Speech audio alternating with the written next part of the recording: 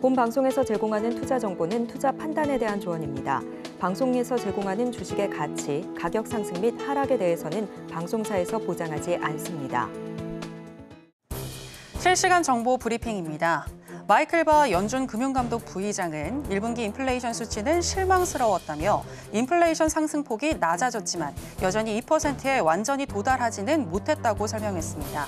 또한 연준이 금리를 유지하고 상황이 어떻게 전개되는지를 살펴볼 좋은 위치에 있다고 말했습니다.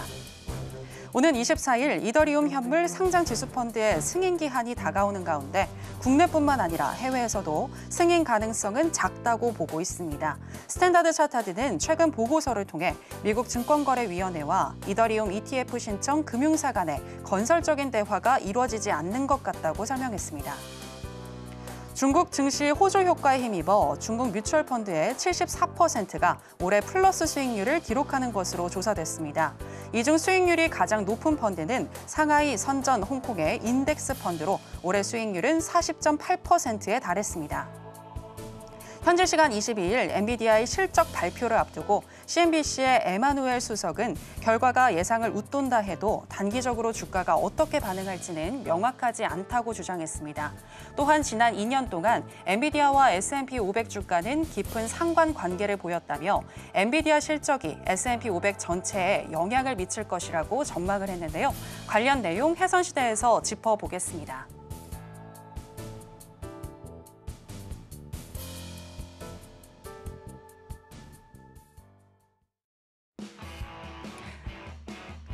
지금은 해선시대. 여러분 안녕하세요. 해외 선물 상황을 가장 빠르게 짚어드리는 시간 해선시대 정유현입니다. 현재 시장은 엔비디아의 실적에 모두 집중하고 있습니다. 간밤 미 증시도 엔비디아가 호실적을 발표할 거란 기대감을 가지고 나스닥을 중심으로 힘을 내주는 모습 보여줬는데요. 이에 블룸버그나 또 마켓워치와 같은 주요 증권사들은 지수의 또 전망을 상향시키고 있습니다. 일각에서는 5년 후에 다우가 6만을 넘고 또 S&P 500 같은 경우에는 8천을 넘을 수 있겠다라는 전망을 제시하기도 했는데요.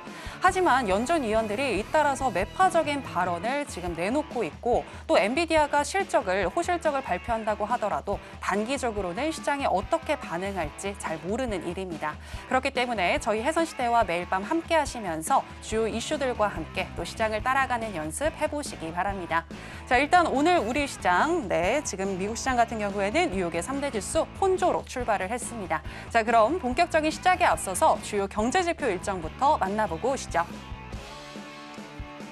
네, 오늘의 주요 경제지표 일정입니다. 독일의 4월 생산자 물가지수는 마이너스 3.3%로 예측치와 이전치를 밑돌았습니다. 유로존 3월 무역수지 흑자는 241억 유로를 기록했습니다. 새벽 5시 30분에는 미국 석유협회 API가 집계한 주간 원유 재고가 8시 50분에는 일본 4월의 무역수지가 발표가 되고요. 15시에는 영국 4월 소비자 물가지수가 발표될 예정입니다.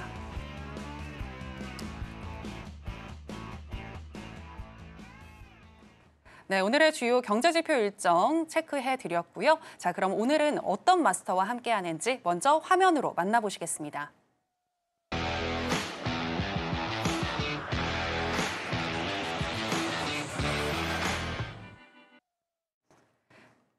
네, 오늘 화요일은 남한산성 마스터와 함께하도록 하겠습니다. 마스터님, 안녕하세요. 네, 안녕하십니까. 네, 시청자 여러분들께도 인사 부탁드리겠습니다. 네, 안녕하십니까. 남한산성입니다. 지금 현재 나스닥, 그다음에 S&P 500, 그다음에 다우 좋은 흐름을 지금 보이고 있죠. 특히 나스닥 같은 경우는 아까 앵커께서도 얘기했다시피 엔비디아 때문에 어제 급등을 했고 오늘은 또 지금 미국장 시작되기 전에 좀 급락을 했던 모습이 연출되고 있었습니다.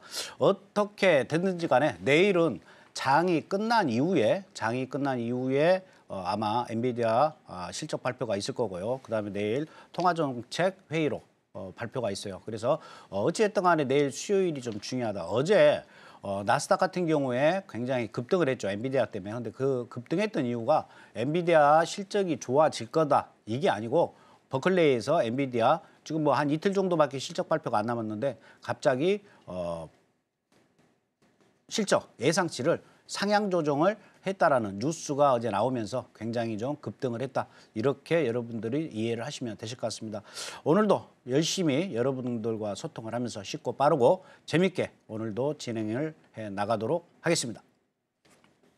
네, 항상 어려운 이 해외 선물 쉽게 잘 풀어주시는 남한산성 마스터님이신데요. 남한산성 마스터님이 또 바로 내일 오전과 오후 두 차례에 걸쳐서 여러분들과 직접 만나는 시간 기획하고 계시다고 합니다. 아래 나가고 있는 내용 참고를 해주시기 바라겠고요.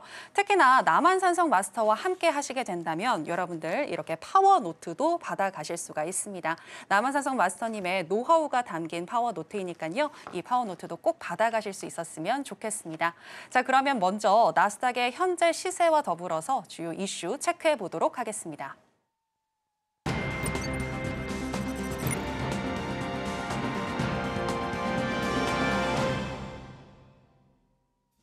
나스닥 선물 차트 살펴보시겠습니다. 엔비디아 실적 발표를 앞두고 기대감에 올랐던 나스닥. 오늘은 차익 실현 매물이 많이 나오는 모습이었는데요. 장 시작 동시에 18,678선까지 10시 31분경에 찍었고요. 그래도 이때 또 매수세가 터져주면서 다시금 힘을 내주고 있습니다. 그 위로 18,713선까지 올랐다가 지금은 다시 좀 내려오고 또다시 한 번 더 힘을 내주고 있는 상황인데요. 현재 상황에서는 약 보합권에서 머물고 있고요. 18,714선 지나가고 있습니다. 자, 그럼 관련해서 이슈도 살펴보도록 하겠습니다. 네, 나스닥 관련 이슈 살펴보시겠습니다. Fed's master says forecast of 3 rate cuts this year is now probably too many. 메스터 총재가 올해 3차례 금리 인하는 너무 많다라고 말했다는 기사가 되겠는데요. 로레타 메스터 클리블랜드 연준 총재는 현지 시간 20일 블룸버그 통신과의 인터뷰에서 인플레이션 경로가 어떻게 나타날지를 말하는 것은 너무 이르며 우리는 좀 더 정보를 모아야 한다며 올해 3차례 금리 인하가 부적절하다는 의사를 내비쳤습니다. 또 2% 인플레이션 목표를 향한 진전이 멈출 경우 통화당국이 기준금리를 인상해야 할 수도 있다고 말을 하기도 했는데요. 한편 연준은 6월 11일과 12일 회의 후에 새로운 금리 전망 점도표를 발표할 예정인데 이전 예측에서는 연준 위원 19명 중 10명은 3차례 인하를 예상을 했고 9명 위원은 2차례 인하를 예상했다고 합니다. 자, 그럼 관련해서 또 이야기 나눠보도록 하겠습니다. 네, 마스터님 질문 드리도록 하겠습니다. 지금 연준 내에서 어떻게 보면 매파 성향으로 꼽히는 지금 메스터 총재이기는 한데 요즘 메스터 총재뿐만이 아니라 또 많은 연준 위원들이 잇따라 좀 매파적인 발언을 내놓고 있는 것 같거든요. 네. 그렇다면 금리 인하에 그렇게 희망적이진 않은 것 같은데 어떻게 보시나요? 금리 인하는 제가 누누이 말씀을 드렸다시피 이제는 물리적으로 그러니까 상반기라고 하면은 적어도 5월 달, 4월 달 1분기나 2분기 초에 한번 금리 인하를 해줬어야 돼요. 근데 네. 지금 현재 앞으로 남은 건 이제 얼마 남지가 않았거든요. 그렇기 네. 때문에 물리적으로 3번을 뭐 연달아 수도 없는 상황이고 왜 그러냐면 이제 한 번 금리 인하를 하고 나서 금리 인하를 했더니 그 이후에 소비자 물가지수라든가 인플레이션이라든가 고용, 그다음에 뭐 생산자 물가지수라든가 전체적인 시장 흐름을 보고 네. 그다음에 또 금리 인하를 한 번 더 할까 말까를 조율을 해야 되는데 그렇게 된다라고 보면 앞으로 남은 시간이 연준이 갖고 있는 금리 발표할 수 있는 타이밍이 없단 말이죠. 지금 남아 있는 게 지금 현재 8월 이제 이번 6월 13일은 제가 봤을 때 물 건너간 것 같고요. 그러면 8월 달, 9월 달, 11월 달, 12월 달 4달밖에 없어요. 네네. 그럼 4달 동안에 3번을 한다는 것은 말이 안 되는 거지 않습니까? 그러니까 한 번 정도 하고 시장 반응 한번 보고 그런데도 뭐 소비자 물가지수라든가 인플레이션이 안 좋다? 그러면 또 한 번은 또 그냥 넘어가 버릴 거고 그리고 뭐 12월 달에 한번 한다거나 그렇게 돼야지 지금 현재로서는 뭐랄까요? 어떻게 할 수가 없는 그런 상황. 물리적으로 할 수가 없어요. 그러니까 지금 이 메스터 클리브랜드 연준 총재도요. 원래 점도표에 금리 인하 3번 할 것이다. 3번 정도 할 것이다라고 투표를 했었어요. 네. 이분은 이제 2024년도에 투표권이 있어요. 그런데 이제 이 메스터 이분 같은 경우는 올해 6월 달이면 은퇴를 해요.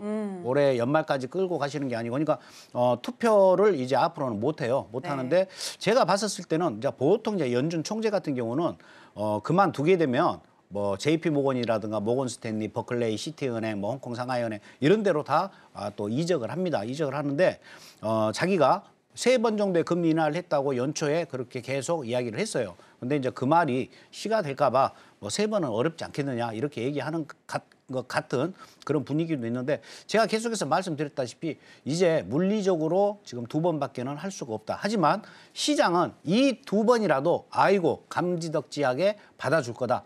골드 같은 경우도 다 마찬가지입니다. 그리고 지금 시장 참여자들, 투자자들, IB들 모두가 2번만 해줘도 감지덕지다. 지금 현재 이렇게 생각을 하고 있기 때문에 지금 여러분들도 그렇게 이해를 하시면 좀 되실 것 같다. 이렇게 보여집니다. 네, 지금 물리적으로 2번밖에 할 수 없을 것 같다라고 얘기를 해주셨는데 지난번에 출연을 하셨을 때 그 시작이 되는 거는 정치적인 이유에서라도 9월 달이 되지 않을까라고 예상한다. 이렇게 말씀을 하셨었거든요. 네, 그렇죠. 그 의견은 변함 없으신가요? 그렇죠. 이제 11월 달에 이제 대선이 있기 때문에 한번 이제 9월 정도에 아니면 뭐 8월 정도 네. 빠르면 8월. 그러니까 6월 달은 일단 물 건너갔고요. 7월은 네. 없어요. 금리 발표가. 그러면 이제 남은 건 8, 9, 11, 12 네 번밖에 없지 않습니까? 그러면 네. 2번 정도 하려고 그러면 적어도 8월에는 해줘야죠. 근데 보통 8월 같은 경우에는 또 휴가 기간이에요.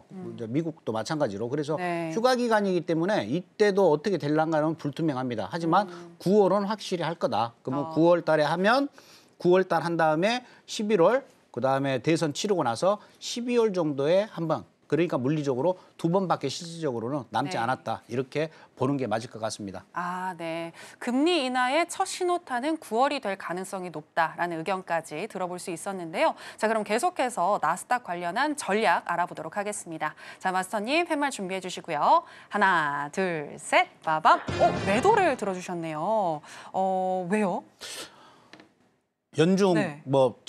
사상 최고치를 돌파를 했지 않습니까? 네. 나스닥 같은 경우에 최고치를 돌파했는데 그 이유가 아까 말씀드린 바와 같이 S&P나 다우보다도 월등하게 상승을 했어요. 그러니까 오늘 미국 개장 전에 또 급락을 했던 모습이 네. 보였지 않습니까? 네, 이제 네. 급락을 했던 모습이 뭐냐? 그동안 이제 차익 실현을 했던 부분도 있어요. 사실상 뉴스에 팔으란 말이 있죠. 그래서 엔비디아가 실적 예상치보다 월등히 뛰어넘어야 돼요. 안 그렇고 예를 들어서 예상치 정도만 나왔다. 그러면 이 나스닥, 이 시장 자체가 상승할 수 있는 모멘텀은 더 이상 없다. 이렇게 보시는 게 맞고 조정 국면으로 나올 가능성도 매우 높아요. 지금 현재 나스닥이 오른 게 예를 들어서 뭐 앞으로 금리 인하가 뭐 예를 들어서 뭐 6월이라든가 뭐 빠르면 뭐 8월 달이라도 한다라는 이런 뉴스가 나옴으로 해서 이게 뒷받침돼 가지고 올라갔다라고 하면 펀드멘탈이 그만큼 탄탄하고 강하기 때문에 상승 모멘텀을 계속 이어갈 수가 있지만 이제 내일 미국장 끝나면은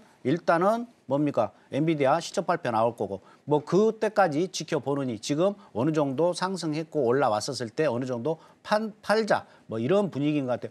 어제 뭐 미국 같은 경우에 반도체, IT 이쪽이 기술주들이 굉장히 강세였어요. 근데 우리나라 오늘 국내 증시 같은 경우에는 IT 반도체 굉장히 힘이 없었던 걸 여러분들이 보셨을 겁니다. 그래서 엔비디아 때문에 올라갔던 나스닥이기 때문에 현재 다시 전고점을 뚫고 올라갈 수 있는 그러한 모멘텀은 부재하다. 그런 이유 때문에 오늘 일단은 현재 기술적으로 우리가 봤었을 때 매도 쪽으로 보고 대응을 하시는 게 맞다. 이렇게 말씀을 드리겠습니다. 그리고 차트를 한번 보면서 설명을 좀 드리겠습니다.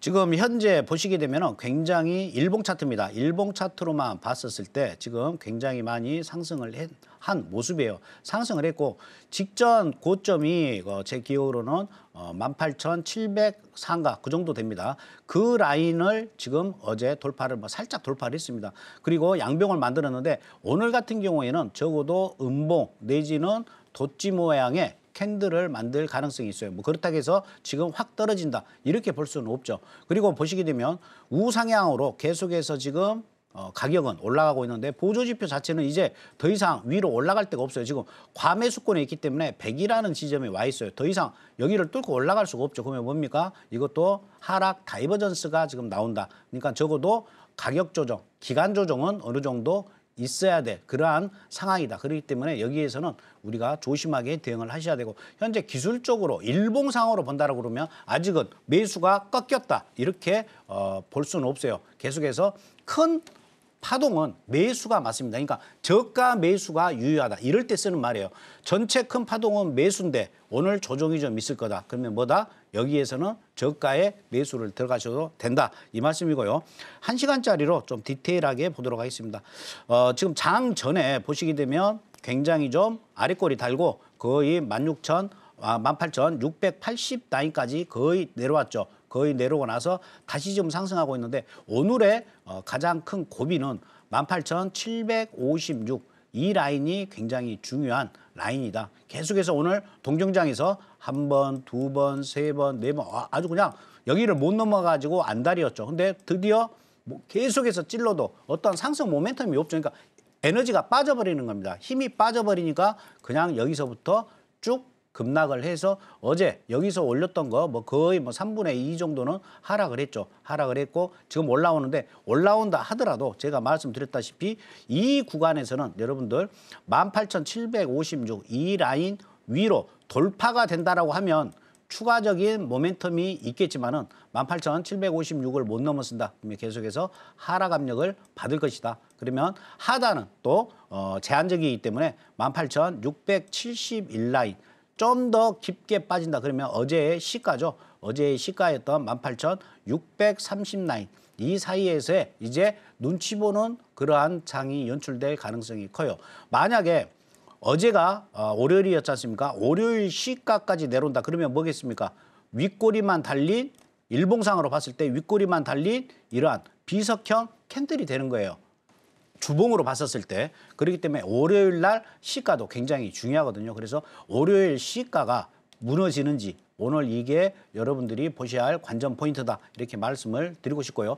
18,756 라인까지 다시 온다. 그럼 여기에서는 매도로 대응을 하셔도 되고 예를 들어서 18,732 이 라인도 짧게 우리가 대응을 한다라고 봤었을 때 이 라인이죠. 18,732 이 라인도 매도로 들어가셔가지고 짧게 18,695 여기까지 수익을 낼 수 있는 또 구간이기도 해요. 물론 이 위로 올랐으면 바로 손절을 해야겠죠. 손절을 하고 18,756 이 라인에서 다시 매도로 들어가서 18,695 이 라인까지 끌고 가는 전략. 그러니까 오늘은 현재까지는 18,756이 오늘 이 시간 이후에 18,756 위로 양봉으로 이렇게 이 캔들처럼 양봉으로 올라서지 않으면 뭐다? 여러분들 맞습니다. 매수로 보지 않는 거예요. 양봉으로 올라선 이후에 그때부터 우리가 매수로 생각을 하고 정고점까지 우리가 기대해 볼 수가 있겠지만 이 위로 올라서지 못한다? 그러면 매수는 오늘 어떠한 모멘텀이 없기 때문에 상승할 수가 없다. 오늘 또 미국의 뭐한 지표 이런 부분도 없어요. 근데 오늘 연준 이사들의 어떠한 멘트들이 굉장히 오늘 좀 많이 대기 중에 있어요. 그러면 어떤 위원은 비둘기파적인 성향의 위원들은 비둘기파적인 발언을 할 것이고 매파 성향은 매파적인 발언을 할 것입니다. 그러면 이게 상충되면서 시장은 좀 오늘 한 12시 넘어서 1시 무렵에는 굉장히 위아래로 좀 변동성을 가져갈 수는 있어요. 하지만 큰 추는 현재로서는 지금 단기 매도로 우리가 대응을 해야 된다. 왜? 상승할 수 있는 모멘텀이 현재는 부재하다. 이렇게 여러분들이 이해를 하시면 되실 것 같습니다. 네, 마스터님. 근데 몇 가지 궁금한 게 있는데요. 네. 방금 월요일 시가를 잘 체크해야 된다라고 네. 말씀하셨는데 주봉으로 지금 체크를 했을 때 지금 이러한 패턴을 보여주기 때문에 다음 주 월요일이 중요하다. 아니요. 그런 말씀이십니까? 어제 월요일에 시가가 중요하다. 아, 네. 어제 네. 월요일에 시가가 중요하다. 그런 뜻이셨군요. 그리고 또 하나 궁금한 거는 현재 시점에서 상승 모멘텀이 부재하다라고 말씀을 하셨는데 저는 엔비디아의 실적 발표가 이 모멘텀이 될 수도 있지 않을까라는 생각이 드는데 어떻게 생각하세요? 그런데 실적 발표에 대한 모멘텀은 어제 거의 다 그 모멘텀은 써버렸어요. 그리고 그 화력을 어제 네. 우리한테 보여줬죠. 그 네. 화력은 뭐다? 18,790까지는 올라갔어. 하지만 오늘 미 개장 전에 다시 거의 뭐 3분의 2 정도를 다 반납을 했죠. 그러면 엔비디아로 이 나스닥이 상승할 수 있는 모멘텀은 이 정도 약발밖에 안 되는구나. 그걸 우리한테 보여준 거죠. 네. 그렇기 때문에 엔비디아 말고 다른 호재, 그러니까 뭐 금리 인하가 뭐 금방 이제 올 것 같다라든가 이러한 어떤 모멘텀, 어떤 재료가 있어야 이 엔비디아하고 같이 플러스가 되면서 시너지 효과를 내서 정고점을 다시 뚫고 좀 장대 양봉이 나올 가능성이 있지. 엔비디아 하나 가지고 나스닥 전체 이 인덱스가 올라간다. 이건 조금 우리가 조심해야 될 부분이다. 이렇게 말씀을 드리고 싶습니다. 네, 엔비디아가 호실적을 발표한다고 하더라도 이게 시장에 미치는 영향은 제한적일 것 같다라는 의견 말씀을 주셨습니다. 나스닥과 관련해서는 현재 시점에서는 매도 사인 주셨고요. 자, 그럼 계속해서 5일의 현재 시세와 더불어서 이슈 살펴보도록 하겠습니다. 네, 크루드 오일 선물 차트가 되겠습니다. 어제 80달러 위를 터치했던 크루드 오일 조정을 보이다가 다시금 힘을 내줬는데요. 오늘 9시 23분 이후 꾸준히 정배열을 보여줬습니다. 그리고 10시 47분경에는 최고점인 78.69달러까지 찍고 그 이후로는 조정을 보여주고 있는데요. 현재 시점에서는 마이너스 1.08% 정도 보여주면서 78.44달러 선 지나가고 있습니다. 자, 그럼 관련해서 또 이슈 살펴보도록 하겠습니다. 네, 오일 관련한 지금 오늘 기사는요. Crude oil to trade in narrow range ahead of OPEC meeting, check key levels. 그러니까 크루드 오일이 오펙 회의를 앞두고 좁은 박스권에서 거래되고 있다라는 기사가 되겠습니다. 기사 내용을 보면 지정학적 리스크는 유가의 상승 요인이지만 경기가 침체가 되면서 지금 그 중국의 경제가 침체가 된다는 거죠. 최대 원유 수입국인 중국 경제가 침체되면서 상승에 제한이 걸린다는 분석이 나왔습니다. 특히 중국은 경제 회복을 위해서 많은 조치를 현재 취하고 있지만 GDP의 30%에 달하는 부동산 시장의 불황이 개선되지 않는다면 경제 회복은 어렵다고 현재 이 기사는 보고 있고요. 그래도 유가 상승의 긍정적인 측면이라고 한다면 중국의 4월 산업 생산이 전년 동월 대비 6.7% 증가하면서 3월에 4.5%보다 증가를 했고 또 여름이 다가오면서 오일 수요가 더 증가할 것이라고 보고 있는데요. 정리를 해보자면 다가오는 여름에는 오일 가격이 올라갈 수 있지만 6월 1일 오펙 플러스 회의 전까지는 오일 가격이 박스권 장세에 머물 것이다라는 그런 전망을 담은 기사인데 관련해서 또 마스터님과 이야기 나눠보도록 하겠습니다. 마스터님, 기사에서요. Summer Driving Season이라고 이렇게 표현을 하고 있더라고요. 이 표현처럼 여름에는 좋지만 당분간 오펙 플러스 회의 전까지는 박스권 장세를 보일 것이다라고 전망을 하는데 마스터님도 같은 의견이신가요? 네, 맞습니다. 일단 6월 1일 날 오펙 플러스 이제 회의가 잡혀 있어요. 보통 네. 이제 오펙 회의가 잡히면 뭐 몇 시에 어디로 모여 해가지고 딱 끝나는 게 아니고 한 1박 2일 정도 막 싸워요. 자기네들끼리. 그러면 이제 왜 싸우냐?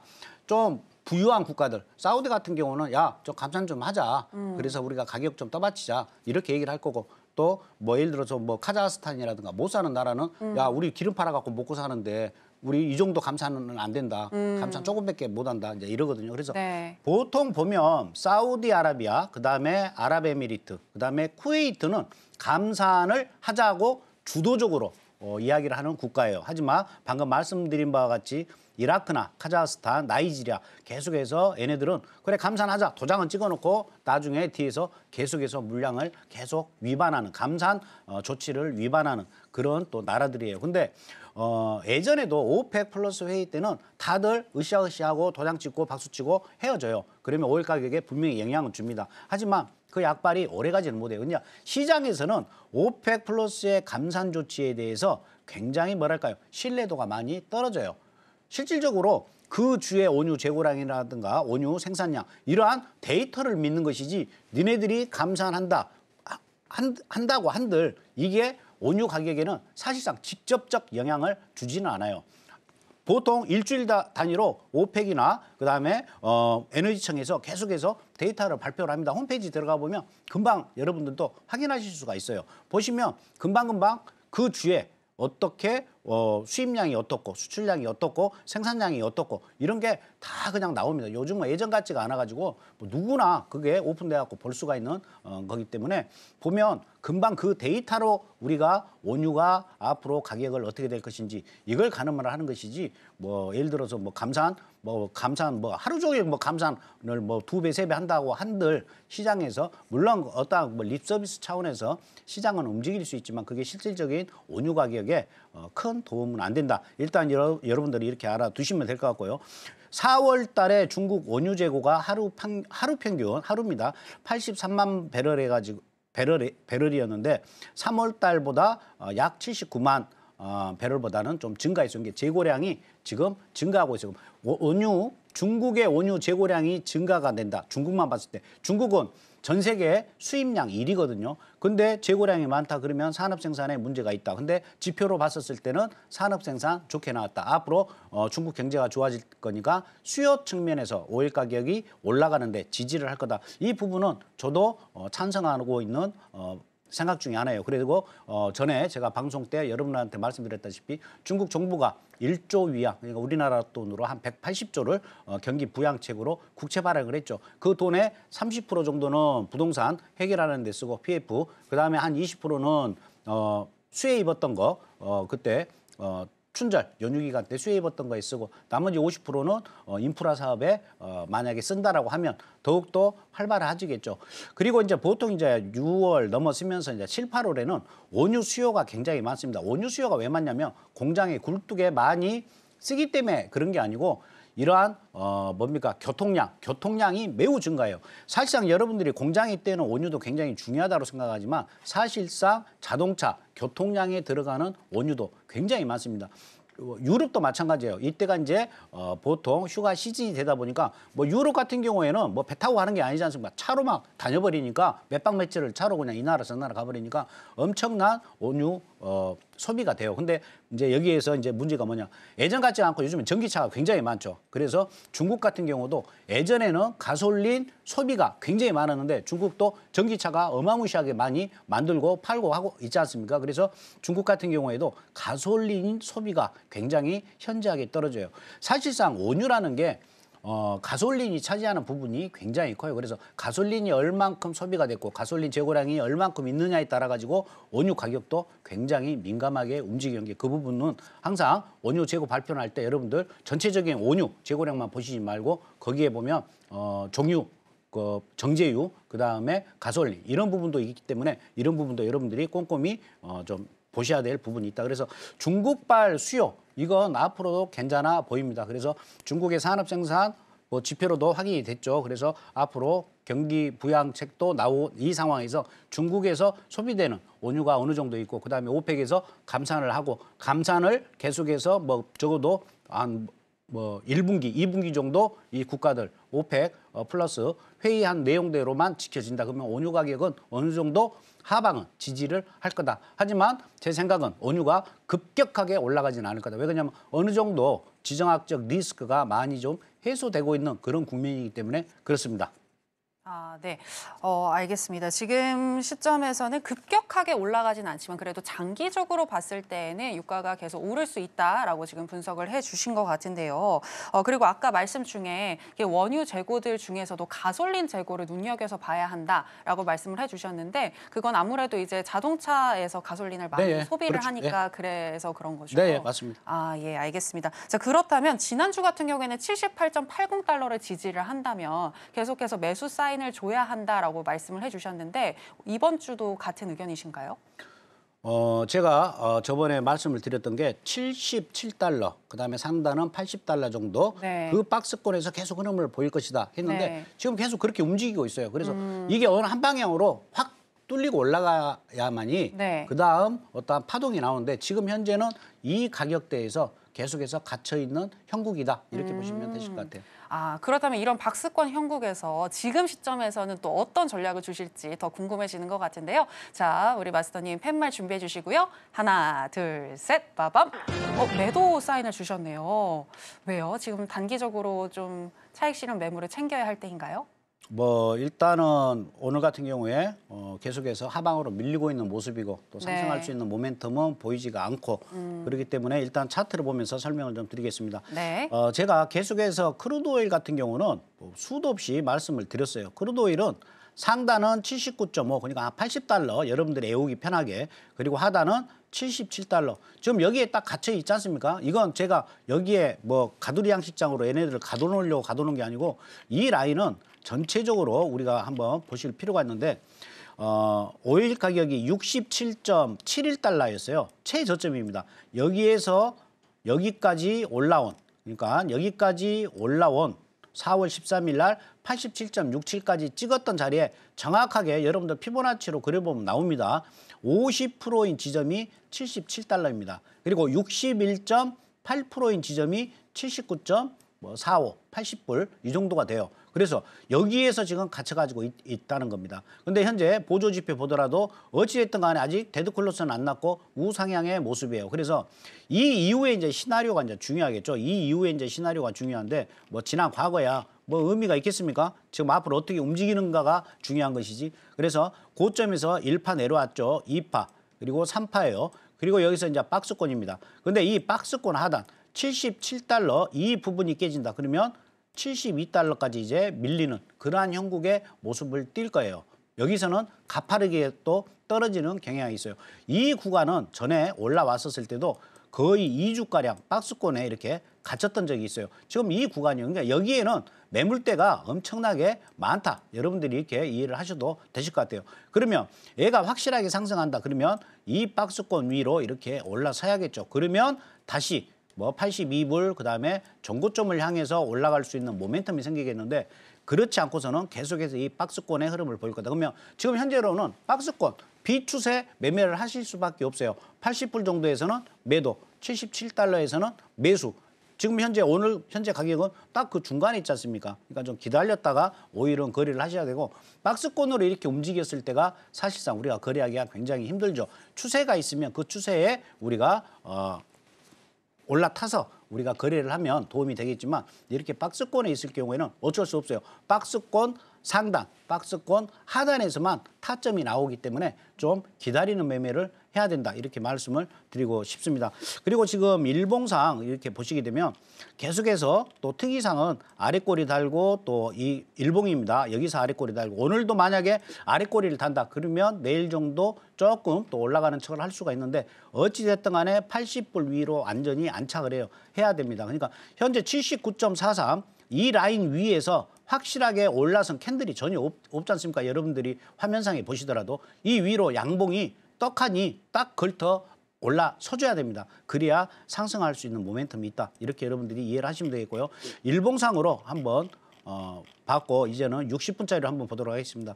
오늘 같은 경우에 하단 77.65달러 여기 맞고 지금 다시 상승하고 있는 모습인데 79.16달러 이 라인이 오늘의 또 포인트 자리예요. 79.16 아래에서는 여기서는 뭐다? 이제 매도로 대응을 해야겠죠. 다시 매도로 떨어진다 그러면 78.22까지 바라볼 수가 있다. 이렇게 보여지고요. 만약에 79.16 위로 올라탄다. 그러면 여기서는 다시 매수가 발동이 되는 거고 올라가게 된다. 그럼 79.16이면 79.67 정도. 그래서 크루드오일 같은 경우는 상단 79.67 그리고 하단은 78.22 정도만 오늘은 보고 이 시간 이후에는 여기에 보고 여기에 대한 기준선이라고나 할까요? 피벗자리 어디 선을 매수 관점이냐 매도 관점이냐 봤었을 때 79.16 아래에서는 우리가 매도로 대응을 하는 거고 79.16 위에서는 매수로 대응하는 그러한 전략으로 오늘 여러분들이 대응을 하시면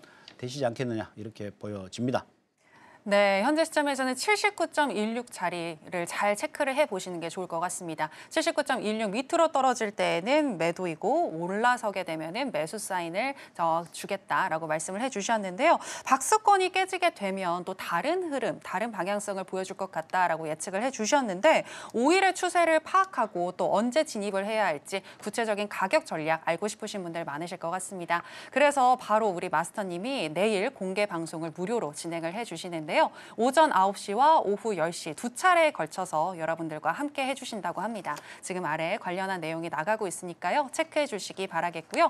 또 우리 마스터님과 함께 하시게 되면 여러분들 이 파워 노트도 받아가실 수가 있습니다. 마스터팀의 노하우와 또 매매 기법이 담긴 파워 노트이니까요. 마스터님과 함께 하시고 이 노트까지 꼭 받아가실 수 있었으면 좋겠습니다. 더불어서 내일 같은 경우에는 또 호주 달러에 대한 전략까지 짚어주신다고 하는데요. 호주 달러를 공략하는 거는 처음 저희 해선시대에서 진행을 하는 건데 많은 분들 관심 있으신 분들은 또 남한산성 마스터와 함께 해주시면 좋겠습니다. 자, 이렇게 해서 크루드 오일까지 살펴봤고요. 계속해서 골드의 현재 시세와 그리고 이슈 체크해 보도록 하겠습니다. 네, 골드 차트 살펴보도록 하겠습니다. 어제 2,450달러 위를 찍었던 골드인데요. 오늘은 2,430선에서 주로 움직이고 있습니다. 장 시작 전에 10시 36분경에 2,435선까지 터치를 하기도 했지만요. 그 이후로는 양봉과 음봉을 번갈아 보여주면서 현재는 박스권에 갇힌 모습입니다.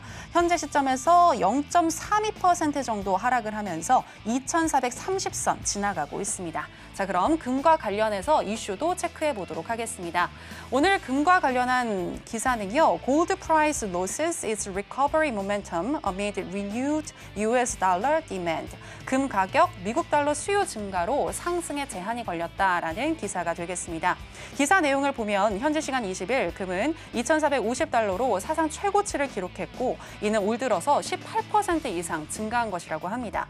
하지만 연준 위원들이 잇따라 매파적인 발언을 하면서 달러가 상승하고 금값은 하락세를 보이고 있다라고 분석을 하고 있는데요. 현재 오늘만 보더라도 지금 박스권에 갇힌 장세인데 주요 경제 지표가 부진한 가운데 새로운 촉매제가 없는 것은 금값 상승에 제한이 걸릴 수 있다는 분석을 내놓고 있습니다.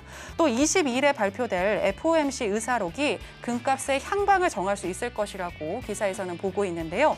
연준 위원들이 매파적인 입장을 내놓는다면 달러를 상승시키고 금 가격은 하락할 가능성이 높다고 합니다. 한편 금값의 하락폭을 제한시킬 수 있는 요인이라고 한다면 연준의 금리 인하에 대한 기대감, 또 지정학적 리스크 확대, 그리고 금 수요 강세 분위기라고 하는데요. 관련해서 마스터님과 이야기 나눠보도록 하겠습니다. 네, 지금 금값과 관련해서 상승과 하락을 야기할 수 있는 요인들에 대해서 지금 요목조목 잘 짚어주고 있는 기사인 것 같습니다. 개인적으로는요, 이 FOMC 의사록이 공개가 되면 매파적인 그런 연준 위원들의 발언이 실리면서 단기적으로는 하락을 했다가 그 이후에 다시 상승하지 않을까라는 생각인데 어떻게 생각하시나요? 아니, 저도 뭐 충분히 일리 있는 말씀이다 네. 이렇게 생각이 들어요. 그래서 하지만 이제 FOMC 회의록은 이제 그게 뭔지 이제 우리 시청자분들이 좀 아셔야 되는데 FOMC 회의록이라는 것은 그날 회의를 해가지고 그걸 공개를 하는 게 아니고 네. 우리 금리 발표했지 않습니까? 저번에 금리 발표를 했었을 때 과연 너네들 그때 동결했잖아요. 동결했을 때 너네들 뭐라고 얘기를 했냐? 뭔 얘기를 회의를 했냐? 네네네. 그걸 이제 오픈을 하는 거예요. 그 시간에.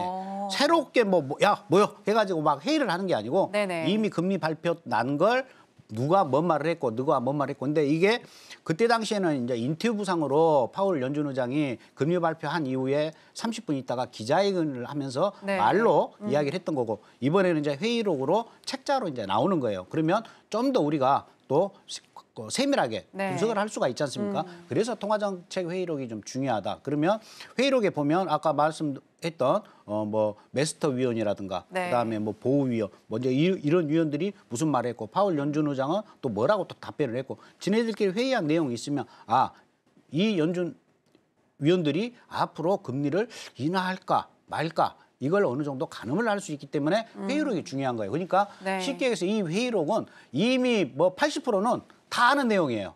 다 아는 내용인데 그 안에 진짜 단어 하나하나 어떤 단어가 중요하느냐 그것을 보는 거기 때문에 FOMC 회의록이 좀 중요하다. 하지만 이 FOMC 회의록이 뚜껑을 열어 놨었을 때 과연 금 가격에 지대한 영향은 현재까지로서는 뭐 주기는 힘들다. 뭐 반짝 어떠한 변동성은 유발할 수가 있겠죠. 왜 그러냐면 골드 같은 경우에는 아까 앵커께서도 얘기했다시피 지금 미국 달러하고도 밀접한 관계가 있어요. 우리가 차트상에 보면 가격이 있죠. 이 가격이 온수당 몇 달러냐 이 가격이에요. 그렇기 때문에 생각해 보십시오. 똑같이 그냥 뭐 한돈으로 얘기를 할게요. 한돈이었는데 예전에는 달러 가치가 없어가지고 싸게 살 수가 있었는데 지금은 달러 가치가 높아가지고 이게 부담이 된다. 그렇기 때문에 금 가격 상승하는데 제한적인 겁니다. 오일도 마찬가지예요. 오일 같은 경우에도 오일머니가 기축통화인 보통 사용하는 통화가 달러죠. 우리가 배럴당 몇 달러 이러는데 달러가 너무 강세면 예를 들어서 똑같은 1배럴을 사더라도 달러가 강세이기 때문에 부담이 되는 거예요. 그러니까 이 가격, 원유 가격이 상승하는데 굉장히 제한적인 부분이 물론 있겠죠. 그래서 골드 같은 경우도 마찬가지입니다. 현재 미국의 경제 성장세는 굉장히 지금 강하게 유지되고 있어요. 엊그저께 발표됐던 고용 지표가 조금 감소하는 그러한 좀 부분이 보였지만 어찌됐든 간에 다른 주요 경제 지역인 유럽이라든가 중국보다는 일단은 굉장히 좀 좋게 움직이고 있는 게 사실입니다. 또한 근데 이제 이런 부분에서 미국의 소비자 물가 지수 같은 경제 데이터는 금리 인하에 현재 걸림돌이 되죠. 소비자 물가 지수가 좀 떨어져 줘야 되는데 계속해서 더딘 그러한 지표가 지금 현재 나타나고 있고 그다음에 다른 경제 데이터들 그다음에 PPI 이런 모든 경제 지표들이 지금 현재 금리 인하를 단행할 수 있는 이런 부분에 대해서는 약간은 제한을 두고 있는 그러한 지표들이 나오고 있기 때문에 금리 인하는 못하고 있는 그러한 상황이에요. 그래서 지금 계속해서 달러가 강세가 되는 겁니다. 금리 인하를 하면 달러는 무조건 빠지게 돼 있어요. 달러와 자체는. 그래서 우리나라하고 미국의 어떠한 금리 차이가 있기 때문에 지금 환율이 계속해서 하방으로 내려가지 못하고 계속해서 상방으로만 올라가는 이유도 여기에 있는 겁니다. 금리 차이가 있으니까. 우리나라는 금리를 계속해서 동결했고 미국은 금리를 인하를 했고 이 폭이 크죠. 일본 엔화도 마찬가지예요. 일본 엔화는 거의 제로 금리였지 않습니까? 근데 미국 같은 경우는 어마무시하게 올렸죠. 엊그저께 뭐 0.1% 올린 거 가지고 막 호들갑을 떨었는데 이 폭은 우리나라보다 더 커요. 그렇기 때문에 엔화 같은 경우는 아주 지금 막 엔저가 난리가 났지 않습니까? 그거하고 마찬가지예요. 우리나라도 원화는 굉장히 저평가가 돼 있겠죠. 당연하죠. 이렇게 생각하시면 돼요. 그래서 지금 현재 미국 달러 수요 증가로 현재 금 가격이 상승한 데는 지금 현재는 제한적이다. 이렇게 여러분들이 이해를 좀 하시면 되실 것 같습니다. 아, 네. 자, 그럼 바로 이어서 이 골드와 관련해서 전략 알아보도록 하겠습니다. 팻말 준비해 주시기 바라겠고요. 자, 하나, 둘, 셋, 빠밤!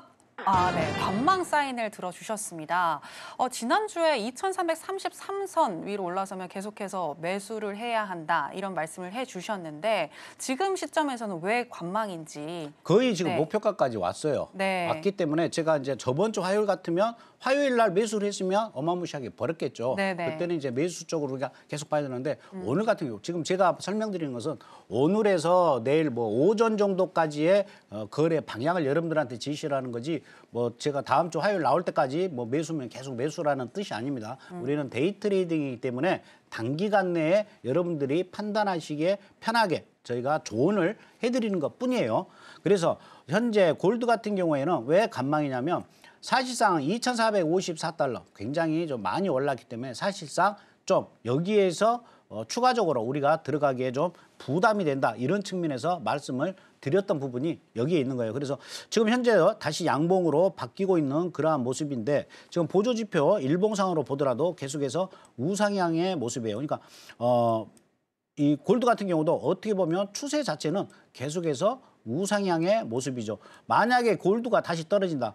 2,337달러 이 아래로 떨어져야 이때는 이제 골드가 꺾였구나 하는 것이지 2,300 이때 가격하고 또 지금 또 틀립니다. 2,337달러 그러니까 2,338달러 이 위가 계속해서 지지만 돼준다. 그러면 골드는 언제라도 계속해서 조정 주고 점핑, 조정 주고 점핑 이러한 모습을 계속 뛸 가능성이 커요. 현재 골드 같은 경우는 제가 지난 시간에도 말씀드렸다시피 금리 인하가 단행이 돼도 올라갑니다. 그리고 어떠한 지정학적 리스크가 다시 발발이 돼도 골드는 올라갑니다. 왜? 골드는 안전자산이죠. 그렇기 때문에 올라가는 거고요. 그다음에 골드는 왜 금리 인하를 하면 올라가느냐. 금리 인하를 하면 은행에다 돈을 넣는 것보다 차라리 골드를 사는 게 수익률이 높다. 왜? 은행 이자가 이제 내려갔겠죠. 금리 인하라는 게 말 그대로 이자를 덜 주겠다는 거예요. 지금 이자를 많이 받고 대출 이자도 많이 주고 이제 그런 측면이 있는 건데 반대로 예금 이자도 이제 금리가 인하가 되면 예금 이자도 줄어드는 거예요. 대출 이자도 줄지만 예금 이자도 줄어들어요. 그래서 골드 같은 경우에 금리 인하를 하면 거기에 대한 유동성을 가지고 차라리 골드 쪽에 베팅을 하겠다, 투자를 하겠다 이러한 수요가 있기 때문에 금리 인하를 해도 골드는 상승을 하는 거고 지정학적 어떠한 리스크라든가 이런 부분이 발생이 되더라도 골드는 상승을 합니다. 그래서 여러 가지 측면에서 현재 골드가 상승을 했고 지금 보시면 어느 정도 하락을 했었을 때가 있었죠. 이때는 왜 하락을 했었냐면 이때는 금리 인하, 뭐 나스닥, 뭐 S&P, 뭐 다우 다 이 구간에는 다 떨어졌어요. 왜 그랬냐면 금리 인하가 3번 정도는 할 줄 알았는데 뭐 2번을 하니 1번을 하니 안 할 수도 있니 이제 이런 얘기가 계속 이때 당시는 나왔었기 때문에 이때는 이렇게 우하향을 했었죠. 하지만 그 이후에 다시 이렇게 살아나고 있어. 살아났던 촉발이 됐던 것은 지정학적 리스크, 뭐 하마스, 그다음에 이스라엘, 그다음에 이란의 확전, 뭐 이런 부분이 다시 형성이 되면서 안전자산 선호 현상. 그때 한참 안전자산으로 뭐 골드를 사야 된다, 국채를 사야 된다, 뭐니 해도 달러다. 이 모든 게 다 안전자산이거든요. 그래서 상승을 했고 상승을 해오면서 금리 인하 2번만이라도 해주면 땡큐야 하면서 계속해서 올라가고 있는 그러한 모습이다. 이렇게 여러분들이 골드는 이해를 하시면 되실 것 같고요. 60분 차트로 한번 보시게 되면 현재 2,431달러 이 자리가 오늘의 피봇 자리예요. 그러니까 38선이에요. 2,431달러 위에서는 매수가 되는 거고요. 2,431달러 아래에서는 매도가 되는 겁니다. 그렇기 때문에 지금 여기에 캔들이 하나, 둘, 세 개 계속해서 여기에서 줄다리기를 하고 있죠. 매수냐 매도냐. 근데 하물며 남한산성이 무엇을 한다고 여기에서 매수니 매도니 말씀을 드리겠습니까? 그래서 이런 구간에서는 여러분들이 그냥 막 내피셜로 막 이야기를 스토리를 전개해 나갈 필요가 없어요. 눈에 딱 보이는 대로 2431 38선에 딱 걸려 있네. 이때는 관망을 해야죠. 위로 올라가든 아래로 올라가든. 어제 같은 경우는요. 이 자리가 38선이었어요. 어때요? 음봉으로 떨어졌다 양봉으로 딱 올라서니까 정확하게 조정을 주죠. 이럴 때 이제 올라가는 겁니다. 여기도 보세요. 이 전날도 어때요? 양봉으로 올랐으니까 이 38선 이 위에서 그냥 올라서는 거죠. 오늘도 마찬가지예요. 오늘 38선은 어디 있느냐? 바로 38선은 2,431달러입니다. 이 자리에서 지금 공부하는 거예요. 그래서 지금 현재 11시 35분 지나고 있는데 이 위로 양봉으로 딱 나온다. 그러면 조정될 때 골드 어디까지? 2,443 거의 뭐 100틱이네요. 여기까지는 또 올라갈 겁니다. 반대로 이 아래로 음봉이 나온다. 음봉이 나오면 다시 하락을 할 거다. 하락이 된다 그러면 여기 찍었던 자리, 이 자리가 또 아주 절묘한 자리예요. 2,413달러까지 한번 테스트하러 다시 내려갈 가능성도 현재로서는 있어 보인다. 이렇게 여러분들이 이해를 하시면 되실 것 같습니다. 네, 골드 같은 경우에는 현재 시점에서는 관망하시는 게 좋겠고 2,338달러 선이 지지가 된다면 계속해서 정배열을 그릴 것 같다라고 말씀을 해주셨는데요. 짤막하게 하나만 더 여쭤보도록 하겠습니다. 장기적으로 골드 우상향 할 것이다라고 지금 예측을 하시는 것 같은데 그렇다면 올해 한 어느 정도까지 목표가를 보고 계시는 거예요? 그건 제가 아직은 그 부분까지는 네. 제가 연구를 못했습니다. 다음 시간에 오면 네네. 어디까지 올라갈지 제가 쪽집게처럼 제가 거의 뭐 돗자리만 깔면 쪽집게 뭐 유명한 쪽집게니까 제가 그때 정확히 다음 주 화요일 날 출연을 해서 여러분들한테 골드의 목표가 알려드리도록 하겠습니다. 네. 우리 남한산성 마스터님 해외 선물계 쪽집게 강사이신 거 여러분들 다들 아시죠? 우리 마스터님께서 분석을 해서 또 다음 주에 알려주신다고 했으니까요. 다음 주에도 저희 혜선시대와 함께 해주시기 바라겠고요. 우리 마스터님과 또 가까이에서 이야기 나눠보실 수 있는 공간이 있습니다. 지금 아래 나가고 있는데요. 내용 참고해 주시기 바라겠고요. 바로 내일 오전과 오후 두 차례에 걸쳐서 공개 방송 진행을 해주실 거고 또 공개 방송 들어오시는 분들은 이렇게 파워 노트도 받아가실 수 있으니까요. 이 부분 참고해 주시기 바랍니다. 자, 그럼 마스터님과 함께 하셨을 때 가져가실 수 있는 수익들 매매 일지를 통해서 확인해 보도록 하겠습니다.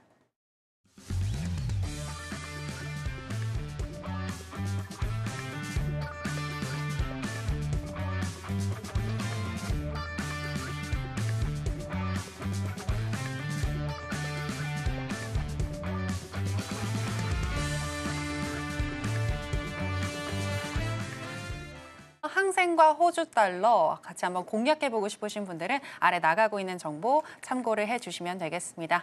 자, 그러면 여기서 오늘 남한산 마스터님과는 인사 나누도록 하겠습니다. 마스터님 고맙습니다. 네, 감사합니다. 네, 그럼 혜선시대 오늘 무슨 이야기 나눴는지 오늘의 핵심으로 확인해 보겠습니다. 네, 혜선시대 오늘의 핵심입니다. 먼저 나스닥 같은 경우에는 일봉상 매수가 꺾인 것은 아니지만 과매수권에 진입을 했으니 오늘은 매도하시는 게 좋겠다라고 의견을 주셨습니다. 차익 실현 매물 소화를 기다렸다가 향후에 저가 매수하는 것이 유리해 보인다라는 말씀까지 해주셨고요. 엔비디아 실적 같은 경우에는 상승 동력으로 작용하기는 어려울 것 같다라는 의견까지 주셨습니다. 그리고 크루드 오일 같은 경우에는 확실한 추세가 나오지 않는 한 77에서 80달러 이 안에서 박스권 움직임이 이어질 것 같다고 예상을 해주셨는데요. 오늘의 변곡점을 79.16달러로 보고 지지 저항을 확인 후에 들어가시는 게 좋겠다라고 말씀을 해주셨습니다. 자, 이제 골드도 살펴보면요. 보조 지표상 우상향 추세이지만 오늘은 2,431달러 돌파와 이탈을 지켜보면서 관망하는 게 좋겠다라는 말씀해 주셨습니다. 네, 오늘의 핵심으로 살펴보고 오셨고요. 끝으로 저희가 방송에서 전해드리는 내용은 해당 상품의 가치나 또 수익률을 보장하지는 않는다는 점, 그냥 투자에 대한 조언일 뿐이라는 점 여러분들 기억해 주시기 바랍니다. 그리고 해선시대와 서울경제TV는 자본시장 통합법을 준수하고 있습니다. 1:1 투자 상담, 유사 수신 행위 등 모든 불법 사항을 엄중히 금지하고 있으니 이 부분 유의해 주시기 바랍니다. 저희가 준비한 내용은 여기까지입니다. 함께해 주신 여러분 고맙습니다.